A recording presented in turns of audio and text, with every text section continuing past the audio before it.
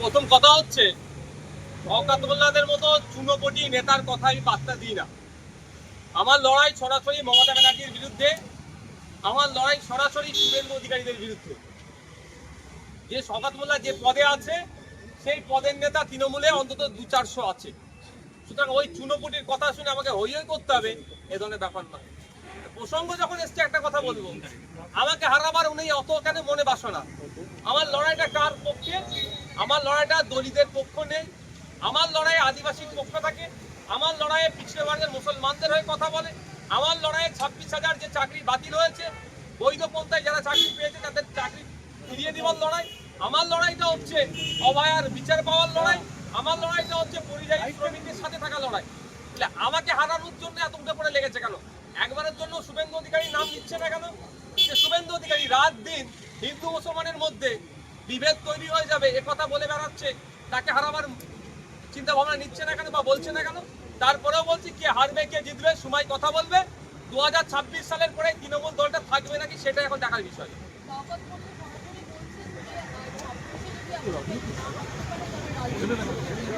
উনি অনেক কথা বলেছিলেন মমতা ব্যানার্জি সম্পর্কে, যখন তিনি সিপিএম এ ছিলেন অনেক গল্প শুনিয়েছিলেন। বাস্তবের সাথে কি হয়েছে? আর উনি ওনার যে চ্যালেঞ্জ, আমি মমতা ব্যানার্জির সাথে আমার চ্যালেঞ্জ, চুনোপুটিদের কথা আমি পাত্তা দিই না।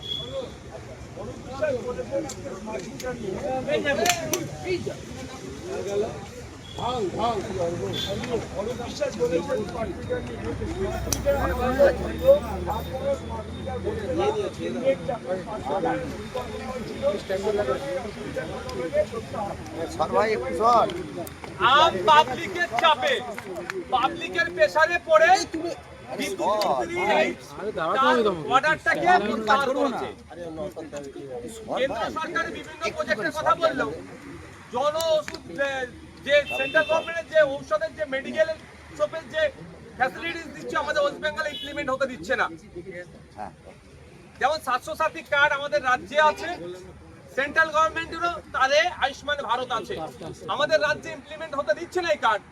আর উনি আবার বলছেন কেন্দ্রের চাপে নাকি স্মার্ট মিটার। কোনো মতেই আমাদের রাজ্যে স্মার্ট মিটার আমরা বসতে দেব না। পাবলিক রাস্তায় নেমেছে, প্রতিবাদ করেছে, ভয় পেয়েছে, ওই জন্য হয়তো সাময়িকের জন্য তিনি বন্ধ রেখেছেন।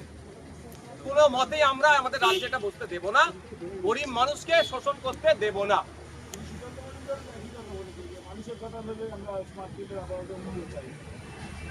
সুকান্ত মজুমদার কখন কি বলে উনি জানেন না। কদিন আগে উনি বলছিলেন কেষ্টর আর গাজলের ঝামেলা নিয়ে উনি কেস্টের পক্ষে আছেন, আবার 2-4 দিন আগে উনার প্রেস করে শুনলাম উনি কেস্টের বিপক্ষে কথা বলছেন।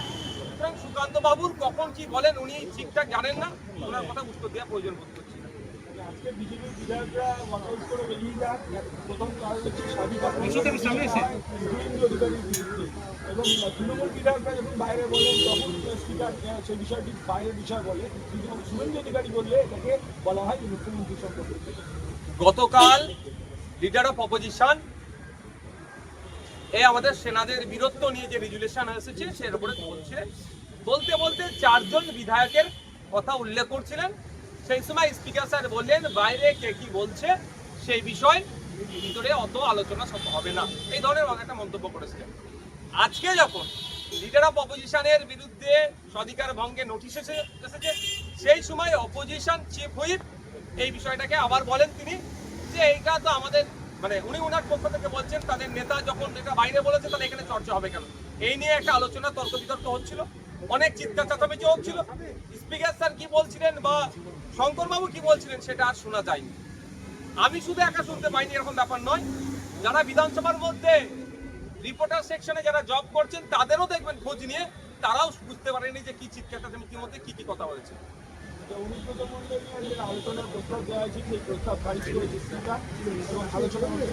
আমার ব্যক্তিগত মতামত যদি জিজ্ঞাসা করেন তাহলে বলবো আলোচনা হওয়া দরকার। পুলিশ আমাদের সামাজিক বন্ধু, পুলিশের ফ্যামিলি তুলে, স্ত্রী তুলে, মা তুলে যেভাবে কর্যত ভাষায় আক্রমণ করেছে, অনুব্রত মণ্ডলে এতক্ষণ জেলে থাকা দরকার। যে অনুব্রত মণ্ডল যে প্রাণী তিহার জেলের ভাত খেয়ে নিজেকে শুধরাতে পারলো না, তাকে বাইরে থাকা অনুচিত, তাকে ধরে জেলের মধ্যে রাখা দরকার, তা নিয়ে চর্চা হওয়া দরকার। দুর্ভাগ্য আমাদের ওটা নিয়ে কোনো চর্চা হচ্ছে না। ওটা নিয়ে চর্চা হলে ভালো হতো, আমরা আলোচনা রাখতে পারতাম। উল্টে আমরা কি দেখলাম, যে পুলিশ কর্তা গাল খেলেন, তার মাকে তার স্ত্রীকে কর্যত ভাষায় আক্রমণ করলো, সেই পুলিশ কর্তাকে এক প্রকার শাস্তি দেওয়া হচ্ছে, তাকে জব্দ করা হচ্ছে। যেদিন প্রথম এই কল রেকর্ডটা ভাইরাল হয়েছে, আমি আমার সহপাঠীদেরকে এটা বলেছিলাম, আমার মাথায় এসেছিল যে মমতা ব্যানার্জি অনুব্রত মণ্ডলকে বলেছিল বীরের আখ্যা দিয়ে তাকে জেল থেকে যখন মুক্তি হবে তাকে নিয়ে আসবো, সেই অনুব্রত মণ্ডলের কল রেকর্ড ভাইরাল করেছে। এর সাহস কত, এটাকে কিন্তু ছেড়ে কথা বলবে না, আর সেটা বুঝে যাচ্ছে। তবে একটা কথা বলবো মিডিয়ার মাধ্যমে আমি পুলিশ কর্তাদের কাছে, যে এটা কিন্তু আপনাদেরই পাপের ফল ভোগ করতে হচ্ছে। আজকে একজন সিদ্ধারা সোজা রেখেছিল বলে তার উপরে কোপ আসছে, আর সমস্ত পুলিশ কর্তারা যদি পুলিশের পার্সনরা যদি সিদ্ধারা সোজা রেখে কজনের উপরে কোপ না পাবে, এটা মাথায় রাখা দরকার। নিরপেক্ষতা বজায় রেখে কাজ করুন। আজকে দেখুন দুর্ভাগ্য আমাদের, এত বড় গালাগালি দিল, পুলিশদের অপমান করলো, সিভিলিয়ান রাস্তায় নামতে দেখেছেন আপনারা? দেখেননি কেন? ডাক্তারের উপরে আক্রমণ হলে সাধারণ মানুষ রাস্তায় নেমে প্রতিবাদ করে, টিচারের উপরে আক্রমণ হলে সাধারণ মানুষ রাস্তায় নেমে প্রতিবাদ করে, আর একটা পুলিশের উপরে আক্রমণ হলো সাধারণ মানুষ কিন্তু রাস্তায় নামলো না। পুলিশের নিরপেক্ষতা নিয়ে পুলিশের প্রতি সাধারণ মানুষের কি মানে বিরূপ চিন্তা ভাবনা তৈরি হচ্ছে, এটাও কিন্তু পুলিশ বন্ধুদেরকে ভাবতে হবে। পুলিশকে আমরা আমাদের কোনোদিন শত্রু ভাবি না, আমাদের সামাজিক বন্ধু ভাবি তাদেরকে। তা পুলিশদেরকেও তার যে দায়বদ্ধতা আছে সেটাও পালন করতে হবে। কিচ্ছু হবে না, ওসব রিপোর্ট করলে ঘোড়ার ডিম হবে। ন্যাশনাল হিউম্যান রাইটস কমিশন যাকে নটোরিয়াস ক্রিমিনাল বলেছে, সে বাইরে বাড়িয়ে ঘুরছে, বড় বড় নিদান দিচ্ছে। ন্যাশনাল হিউম্যান রাইটস কমিশনের দেওয়া সার্টিফিকেটে সে এখন জেলের ভাত খাচ্ছে না। আর ওই রকম কত কমিশন আসলো গেল পশ্চিমবাংলাতে, ওই তৃণমূলকে এখন সমালোচনা হচ্ছে। বিজেপি আমার মনে হয় বিজেপি পাঠাচ্ছে ড্যামেজ কন্ট্রোল করার জন্য।